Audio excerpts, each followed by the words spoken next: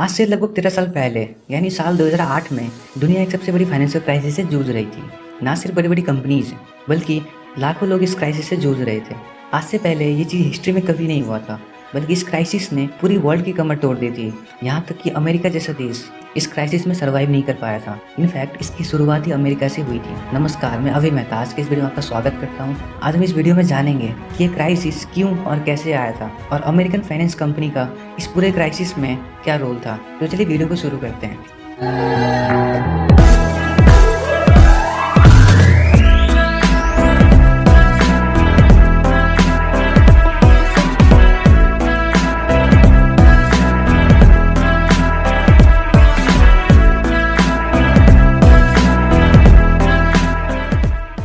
ये क्राइसिस 2007 से लेकर 2008 तक दुनिया के सामने आया था, लेकिन इसकी शुरुआत करीब 10 साल पहले यानी लेट 1990s में ही हो गई थी। दरअसल लेट 90s और अर्ली 2000 में अमेरिका के अंदर .com बबल क्रैश और अमेरिका में हमले जैसी घटनाएं हुई थी, जिनका वहाँ की इकोनॉमी पर बहुत बड़ा असर पड़ा। और इसी के चलते गवर्नमेंट बैंक अमेरिका के फेडरल रिजर्व ने अपने इंटरेस्ट रेट को कम कर दिया ताकि मार्केट में प्राइस स्टेबिलिटी आए और इकोनॉमिक ग्रोथ मेंटेन रह सके। यहाँ पर आपको जान के हैरानी होगी कि फेडरल रिजर्व ने अपने इंटरेस्ट रेट को कई बार घटाकर 6.5% से 1.75% पे ले आया, और इसका नतीजा ये हुआ कि बहुत से लोगों ने अपनी अलग अलग ज़रूरतें जैसे कि कार, होम और इलेक्ट्रॉनिक्स के लिए लोन लेना शुरू कर दिया। और क्योंकि इंटरेस्ट रेट हद से ज़्यादा कम था, इसीलिए जो लोग अपनी लो इनकम और ख़राब क्रेडिट स्कोर की वजह से लोन नहीं ले पा रहे थे, उन्होंने भी बैंक्स के चक्कर लगाने शुरू कर दिए। देखा जाए तो सही मायनों में उन लोगों को लोन नहीं मिलना चाहिए, लेकिन बैंक्स ने लालच में आकर सभी लोगों को मॉर्गेज पर लोन देना शुरू कर दिया। यहाँ पे थोड़ा मैं मॉर्गेज के बारे में आपको बताना चाहता हूँ। मॉर्गेज लोन लेने वाले और बैंक के बीच एक कॉन्ट्रैक्ट होता है, जिसके अनुसार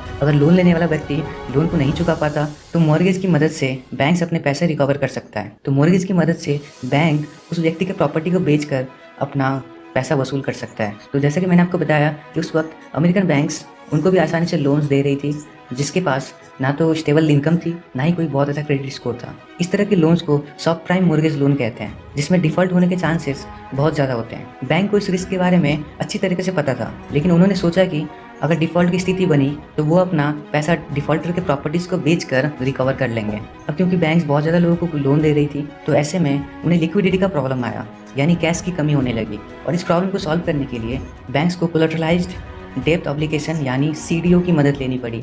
दरअसल ऐसी सिचुएशन में जब बैंक्स के पास लिक्विडेशन की प्रॉब्लम होती है, तो वो अपने पास पड़े हुए हज़ारों मॉर्गेज लोन के पेपर्स बंडल बनाकर उन्हें सिंगल बॉन्ड के रूप में दूसरी कंपनीज या फिर पार्टीज़ को, जैसे insurance company, parties, corporation funds को बेच देती है, जिसके बदले में बैंक्स को कुछ कैश मिल जाता है और इससे उनकी लिक्विडिटी की प्रॉब्लम सॉल्व हो जाती है। और बैंक्स जो इन मॉर्गेजेस के बॉन्ड्स को सेल्स करती है और उसी को CDO कहते हैं, मतलब कि कोलैटरलाइज्ड डेब्ट ऑब्लिगेशन। और ये थर्ड पार्टीज़ इन CDOs को इसीलिए खरीदती है क्योंकि लोन लेने वाला व्यक्ति इंटरेस्ट के साथ पूरा अमाउंट इन थर्ड पार्टीज़ को रिटर्न करेगा और इसी में इन्हें अच्छा खासा मुनाफा मिलेगा। और अकॉर्डिंग टू स्टैटिस्टिक्स इन CDOs की डिफ़ॉल्ट होने के चांसेस ना के बराबर होते हैं। लेकिन यहाँ पर दिक्कत ये थी कि बैंक्स के द्वारा बनाई गई उन CDOs में सब प्राइम मॉर्गेजेस की संख्या बहुत ज़्यादा थी। जैसे कि हमने डिस्कस किया कि सब प्राइम मॉर्गेज लोन उनके डिफ़ॉल्ट होने के चांसेस बहुत ज़्यादा होते हैं। तो वैसे में भला कोई भी थर्ड पार्टीज़ इस रिस्क को क्यों लेना चाहेगा। तो इसलिए इस रिस्क को खत्म करने के लिए अमेरिका की multinational company AIG American international groups company CDS को लेकर आई, क्रेडिट डिफॉल्ट स्वैप यानी CDS को लेकर आई, जिसे आगे चलकर इस फाइनेंशियल क्राइसिस का सबसे बड़ा वजह माना गया। यहाँ मैं आपको बता दूं कि उस समय AIG अमेरिका की सबसे बड़ी रेपुटेड और सबसे बड़ी कंपनी मानी जाती थी, जिसका बिजनेस 80 से ज़्यादा देशों में फैला हुआ था। AIG ने क्या किया कि उन रिस्क की CDOs पर इंश्योरेंस देना शुरू कर दिया, यानी कोई भी CDO अगर डिफ़ॉल्ट होता है तो उस सिचुएशन में AIG उसका पूरा नुकसान झेलेगा, उस नुकसान का पूरा भरपाई करेगा। इस AIG की इंश्योरेंस पॉलिसी को क्रेडिट डिफ़ॉल्ट स्वैप यानी CDS कहा गया। अब क्योंकि AIG जैसी बड़ी कंपनी CDOs को इंश्योर कर रही थी, तो ऐसे में सब प्राइम मॉर्गेजेज होने के बावजूद भी उन CDOs में सभी तरह का रिस्क खत्म हो गया। और जब रिस्क ही नहीं रहा तो बहुत सारी थर्ड पार्टीज़, जिसमें अमेरिका ही नहीं बल्कि अलग अलग देशों से इन्वेस्टर्स भी, इंश्योरेंस कंपनीज व कॉर्पोरेट्स भी शामिल थे, उन सभी ने अपने प्रॉफिट के लिए इन CDOs को खरीदना शुरू कर दिया। और ये CDS पॉलिसी बेचना AIG के लिए बहुत ही फायदेमंद साबित हुई और कुछ ही सालों में इन बॉन्ड्स को बेचकर AIG ने बहुत बड़ा प्रॉफिट कमाया। लेकिन यहाँ पे प्रॉब्लम ये आया कि AIG कंपनी इस प्रॉफिट को देखकर लालची हो गया और लालच में आकर AIG ने कुछ ऐसा किया इस फाइनेंशियल क्राइसिस को जन्म दिया। दरअसल जब कोई भी कंपनी अपना इंश्योरेंस बेचती है तो इंश्योरेंस को चुकाने के लिए उनके पास उतने फंड्स होने चाहिए, लेकिन AIG के पास इतने फंड्स थे ही नहीं। असल में प्रीवियस डेटा के बेसिस पर AIG को ये भरोसा था कि इंश्योरेंस चुकाने की ज़रूरत ही नहीं पड़ेगी। और इस तरह बैंक भी एआईजी के भरोसे लगातार कई सारे लोन्स देते चले, जिससे अमेरिका में हाउसिंग मार्केट के प्राइसेस जमीन से आसमान पर चले गए। अगर यहाँ तक देखें तो आम नागरिकों से लेकर एआईजी तक इस मामले में इन्वॉल्व सभी पार्टीज अच्छा खासा पैसा कमा रही थी, लेकिन असल में ये प्रॉफिट तो सिर्फ एक बबल था जो ये किसी समय फट सकता है। आखिरकार 2006 में इसके फटने की शुरुआत भी हो गई।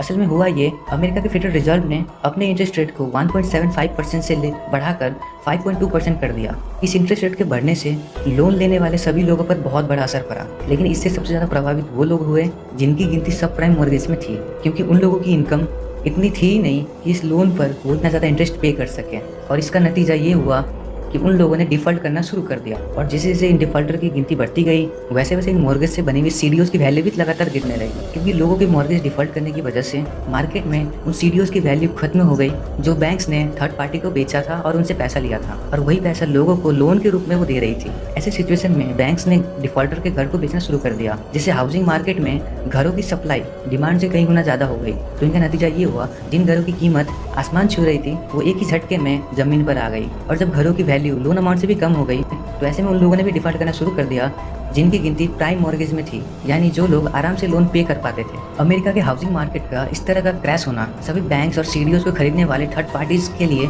एक चिंता का विषय था, लेकिन फिर भी उन्हें ये तसल्ली थी कि उन्होंने अपने सीडीओज़ को एआईजी के पॉलिसीज के अंदर सिक्योर करवाया हुआ है और इंश्योरेंस से मिलने वाले पैसों से वो अपने नुकसान का भरपाई कर लेंगे। लेकिन हमने आपको पहले ही बताया कि एआईजी के पास इतने फंड्स है ही नहीं कि वो सारे सीडीओज़ की इंश्योरेंस को पे कर सके, और इसीलिए एआईजी जितना पैसा चुका सकती थी उसने चुकाया। उसके बाद 15 सितंबर 2008 के दिन एआईजी का सारा पैसा खत्म हो गया, और उसी टाइम अमेरिका के सबसे पुराने बैंक्स लेमन ब्रदर्स बैंकरप्ट हो गया। और इस तरह देखते ही देखते ये सबप्राइम मॉर्गेज क्राइसिस एक बहुत बड़ा रूप ले लिया, और क्योंकि उन सीडीओज में दुनिया भर के इन्वेस्टर्स, इंश्योरेंस कंपनी व कॉर्पोरेट ने इन्वेस्ट किया हुआ था, इसीलिए इन फाइनेंशियल क्राइसिस का असर यूएसए में ही नहीं बल्कि पूरी दुनिया पर देखने को मिली। और इस क्राइसिस की वजह से दुनिया भर में जो मंदी आई उसे द ग्रेट रिसेशन का नाम दिया गया। फंड्स खत्म होने की वजह से एआईजी के ऊपर भी बैंकरप्ट होने का खतरा आ गया। असल में दुनिया भर के ना जाने कितने बैंक्स और इंश्योरेंस कंपनीज किसी न किसी तरीके से एआईजी पर डिपेंड थी, और ये बात फेडरल रिजर्व भी जानती थी कि अगर एआईजी बैंकरप्ट हो गई तो ये फाइनेंशियल क्राइसिस और भी कहीं ज़्यादा भयानक हो सकती है, और इसीलिए एआईजी को बचाने के लिए फेडरल रिजर्व को आगे आना पड़ा। फेडरल रिजर्व ने एआईजी को $85 बिलियन का लोन दिया, और इसके बदले उन्होंने 80% कंपनी के स्टेक को एक्वायर किया, और इस तरह कंपनी का पूरा कंट्रोल अमेरिकन गवर्नमेंट के हाथों में आ गया। अमेरिकन बिजनेसमैन ईडी लीडी को नया सीईओ एआईजी का बना दिया गया। कंपनी की लीडरशिप को चेंज किया। इसके बाद फेडरल रिजर्व को और भी बहुत से खर्चे करने पड़े, जिसमें एआईजी के ऊपर हुए बड़े बड़े मुकदमे को सेटल करना पड़ा। इस तरह एआईजी को डूबने से बचाने के लिए फेडरल रिजर्व को कुल मिलाकर $122 बिलियन का खर्चा करना पड़ा। इसके बाद धीरे धीरे एआईजी की गाड़ी फिर से पटरी पर आने लगी, और आपको जान के हैरानी होगी कि साल 2012 में एआईजी ने ऐसा रिकवर किया कि फेडरल रिजर्व ने एआईजी के स्टेक्स $22 बिलियन के प्रॉफिट पर बेचा। इस फाइनेंशियल क्राइसिस को हुए 13 साल बीत चुके हैं, लेकिन आज भी इसे इतिहास की सबसे बड़े फाइनेंशियल क्राइसिस माना जाता है। और आज की वीडियो में बस इतना ही, और बाकी और वीडियोस देखने के लिए आप हमारा चैनल चेकआउट कर सकते हो, जिसमें और भी क्राइसिस एंड स्कैम्स के बारे में बात किया गया है। तो इसी के साथ मिलते हैं अगले वीडियो में। Till the time, take care.